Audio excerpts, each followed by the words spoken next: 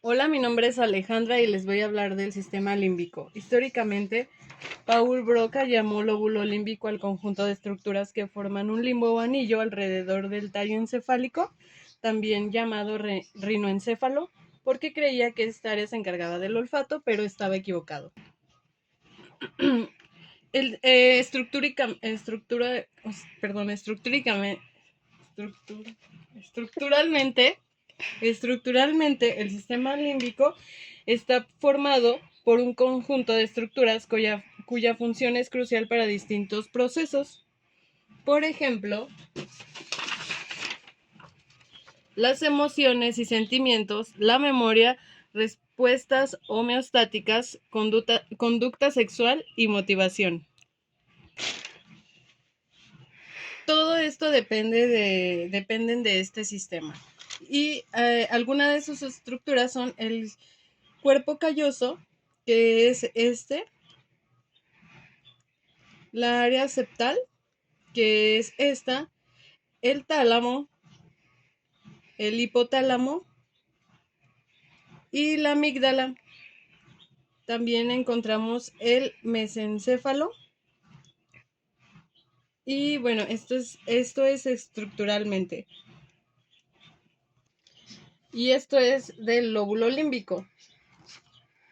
Algunas estructuras son del lóbulo límbico más el lóbulo, la amígdala, cuerpos mamilares, núcleo anterior del tálamo. Vías de conexión entre ellos es el álveo, la fimbra, el fornix, el fosáculo, el mamitolámico y la estría terminal. ¿Cómo participa el sistema límbico en la formación de emociones y sentimientos? En desarrollar un modelo de sistema límbico como centro de las emociones fue el neuroanatomista James Papez. Y él crea el circuito de Papez. Primero, un estímulo emocional llega al tálamo, se distribuye la información al hipotálamo, se manifiesta la emoción hacia distintas cortezas, la corteza sensorial, es decir, el sentimiento, genera una respuesta corporal coordinada con el hipotálamo y esto nos da la emoción. Por el contrario, la experiencia emocional, que es subjetiva, es un proceso cortical y la denominamos sentimiento.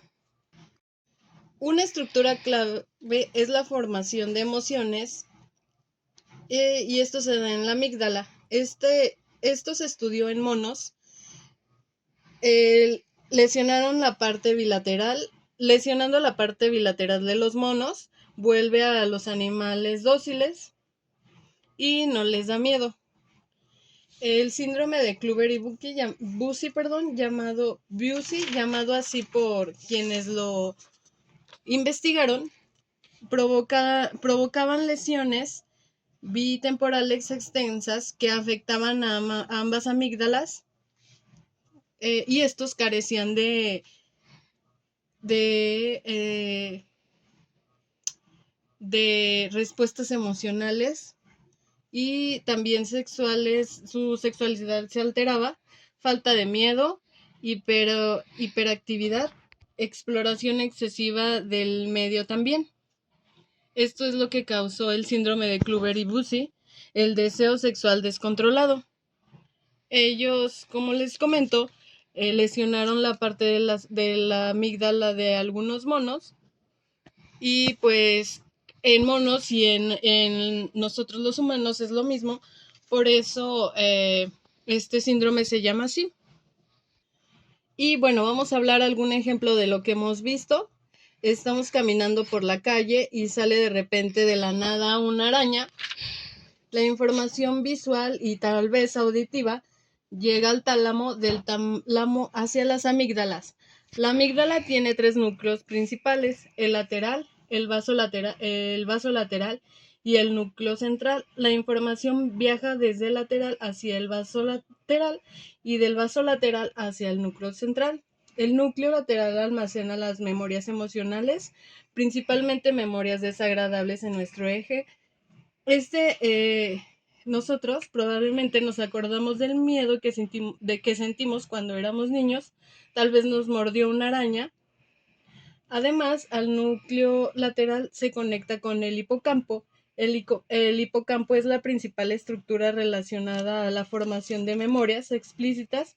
En nuestro ejemplo, el hipocampo generaría la memoria sobre en dónde estaba cuando nos mordió la araña, cómo era la araña, dónde la encontramos, de qué color era, etc. Por otra parte del núcleo basolateral se considera una vía de paso de información. La información llega al núcleo central en donde la principal estructura relacionada a la formación de memorias explícitas.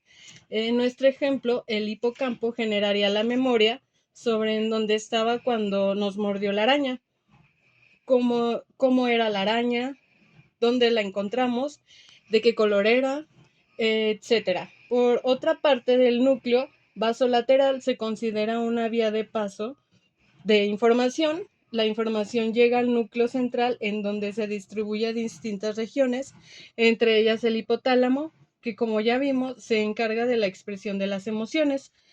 La expresión es vasta e incluye cambios motores como correr, las respuestas autonómicas,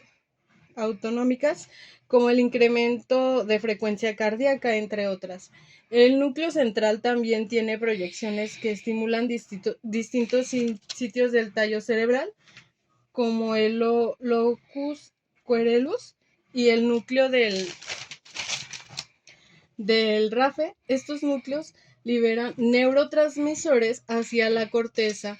Estos neurotransmisores son noradrenalina y serotonina, que entre otras cosas incrementan el estado de alerta. Esta vía subcortical se encarga de la expresión estereotipada de las emociones. Esta vía explica por qué siempre expresamos físicamente de la misma manera el enojo, la sorpresa, la tristeza, etc. Todas las sociedades del mundo tienen las mismas expresiones para estas emociones básicas, lo que nos habla de su origen biológico más que social o aprendido. Finalmente tenemos la vía compleja de la formación de los sentimientos. La información pasa del tálamo a distintas regiones corticales. El procesamiento de estas regiones nos permite tener una experiencia subjetiva y altamente personal. También estas regiones nos permiten modular la respuesta emocional para que ésta sea siempre adecuada.